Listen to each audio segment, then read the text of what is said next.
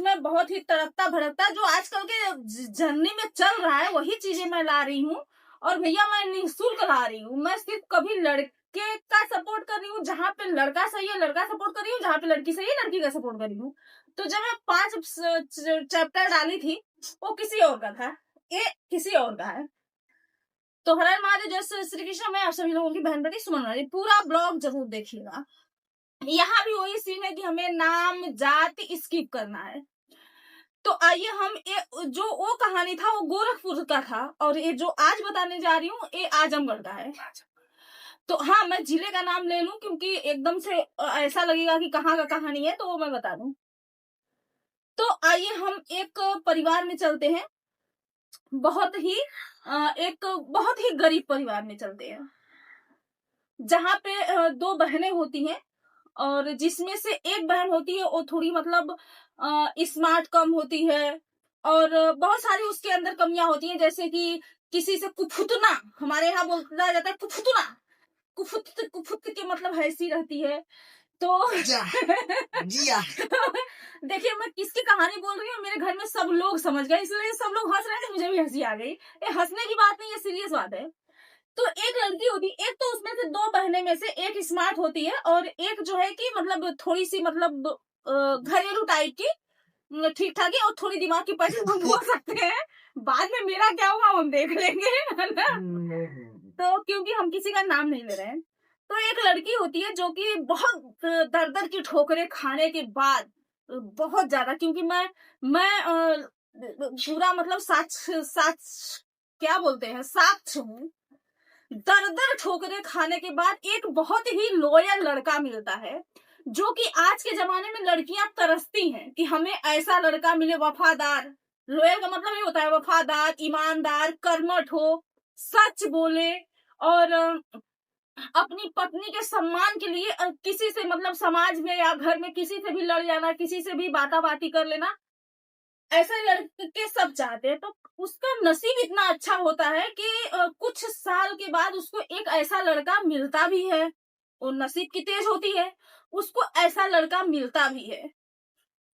लेकिन उसमें ट्विस्ट क्या आता है कि कुछ साल जो है कि इन लोगों का बहुत बढ़िया चलता है, इन लोगों का रिश्ता बहुत बढ़िया चलता है। लड़की भी जो है कि बहुत गर्व करती है कि मुझे ऐसा लड़का मिला है, लड़की के परिवार वाले भी गर्व करते हैं कि मुझे मतलब ऐसा लड़का मिला है। आज के जमाने में बहुत बड़ी बात है। तो लड़का अपने मतलब अपने घर परिवार में सबको बता देता है, रिश्तेदारी में फोटो जाता है कि ये मेरी होने वाली बीबी है, सब कुछ क्लियर हो जाता है, सब कुछ क्लियर हो जाता है। जब एन मौका आता है भैया लोग, शादी की बात चलती है, तो लड़की लड़के से क्या कहती है कि एक तरह से ऑफर देती है कि तुम घर जमाई बनो, जबकि वो लड़की के घर पे ऐसा कुछ भी नहीं है, उसके पास भाई भी है, 2 बहनें हैं, ऐसा कुछ भी नहीं है कि घर जमाई कोई बनना चाहेगा। तो मैं ये बता दूं कि एक लड़का क्यों किसी के घर का घर जमाई बनना चाहेगा अपने माँ बाप को छोड़ करके, और लड़की का डिमांड क्या है कि मैं अपने मम्मी पापा को नहीं छोड़ूंगी। अरे भैया, जब देवी देवताओं को छोड़ना पड़ा, माता सीता को छोड़ना पड़ा, बन बन भटकना पड़ा, तो हम लोग क्या हैं। लेकिन परिवार को समझाना चाहिए, उस लड़की के जो माता पिता हैं उनको समझाना चाहिए कि नहीं, तुम्हारी जिंदगी मम्मी पापा में नहीं है, तुम्हारी जिंदगी जो है कि अपने जिंदगी के बारे में सोचो, ना कि हमारी जिंदगी के बारे में सोचो। मैं आप लोग को कड़वे शब्द में बता दूं कि आज के डेट में हम मृत्युलोक में हैं। अब आज के डेट में कौन से माँ बाप किस बेटी का कितना सपोर्ट कर सकते हैं, कितना सहारा बन सकते हैं, कितने समय तक बन सकते हैं। आज नहीं तो कल माँ बाप सबके जाते हैं, सबको अनाथ होना पड़ता है। उस समय वो लड़की कहाँ जाएगी। वो लड़की पैर के नीचे देख रही है, वो लड़की अपना भविष्य और दूर तक देख ही नहीं पा रही है, अपने जीवन के बारे में वो सोच ही नहीं पा रही है, क्योंकि उसके पास एक भाई है, उसकी भाभी है। कल को अगर क्या होना ही है, माँ बाप तो उम्र के हिसाब से माँ बाप तो बच्चों से पहले जाते हैं। एक दिन अनाथ होना है, एक दिन माँ बाप सबका साथ छूटना है। उस समय वो लड़की क्या करेगी। भाभी तो जो है कि लात मार देगी, भाई भी लात मार देगा। उस समय वो लड़की कहाँ जाएगी। उस लड़की को समझाने का हमने बहुत प्रयास किया, लेकिन वो समझती तो है, लेकिन कोई तो ऐसा है जो उस लड़की को डाइवर्ट कर देता है उसका दिमाग। गर्व तो बहुत करती है, अपने जीवन साथी पे, होने वाले जीवन साथी पे बहुत गर्व करती है, और उसका होने वाला जीवन साथी इस योग्य है भी कि कोई भी लड़की गर्व करेगी। कोई भी लड़की चाहेगी कि हमें आज के जमाने में ऐसा लड़का मिलना बहुत ज्यादा मुश्किल है, बहुत ही ज्यादा मुश्किल है। वो लड़का जो है कि शहर में रहता है, वो अपने होने वाली पत्नी के कहने पर वो शहर गया और वहां वो कमाने खा लगा। पहले वो काम वाम नहीं करता था, अपने घर पे रहता था, फिर वो कमाने लगा। कमाने के बाद जो उससे बन पड़ता था, जो उसको लगता था कि मुझे मेरी मेरी जिम्मेदारी है, मेरी होने वाली वाइफ के लिए मुझे करना चाहिए, हमें हमें क्लियरिटी नहीं पता, लेकिन वो करता था, जो भी उससे हो सके वो करता था। वो अपनी मतलब ये सोच करके कि मेरी होने वाली वाइफ को कोई तकलीफ ना हो, वो एडजस्ट ना करना पड़े, क्योंकि वो मतलब पता तो सबको चल जाता है, जो 2-4 साल जो है कि एक रिश्ते में, एक रिलेशनशिप में, एक प्रेम में बंधे रहेंगे, पता तो चल जाता है कि कैसी परिवार से है। तो उस लड़की को पता है कि वो गरीब परिवार से है, वो एडजस्टमेंट की है, आजीवन एडजस्ट की है।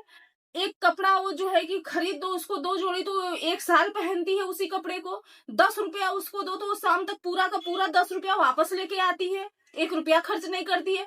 उस लड़की में अच्छाई भी बहुत है, लेकिन बुराई यही है कि वो अपने बारे में नहीं सोच पा रही है। उसकी मानसिकता अपने बारे में सोचने का काम नहीं कर पा रहा है उसका दिमाग, और उसके व्यवहार की वजह से उस लड़के पे क्या असर पड़ रहा है कि वो लड़का हंसना, बोलना, खाना पीना सब छोड़ दिया है। तो मतलब आती है भाई, हम इंसान है, दया आती है कि मतलब ऐसा क्यों। अच्छा, अगर किसी को लड़का अच्छा मिल रहा है तो लड़की ऐसी, लड़की जो है खराब मिल रही है तो लड़का जो है कि मतलब एकदम अपोजिट हो रहा है। मुझे तो ऐसा लग रहा है जो भगवान के यहाँ कार्यकर्ता बैठे हैं ना, वो सही से काम नहीं कर रहे हैं, वो जोड़ी सही से नहीं मिला पा रहे हैं। अगर मतलब अगर दूसरी लड़की इसके जगह पे होती, थोड़ा भी समझ होता ना, तो वो हर हर कल बल छल कर देती, लेकिन उस परिवार को, उस रिश्ते को नहीं जाने देती। हालांकि लड़के की तरफ से कोशिश जारी है, लेकिन लड़की की तरफ से है कि हम अपने मम्मी पापा को नहीं छोड़ेंगे। हालांकि हमें जहां तक उम्मीद है कि समय बहुत बलवान होता है, समय सबक सिखाएगा, बहुत जल्द सिखाएगा।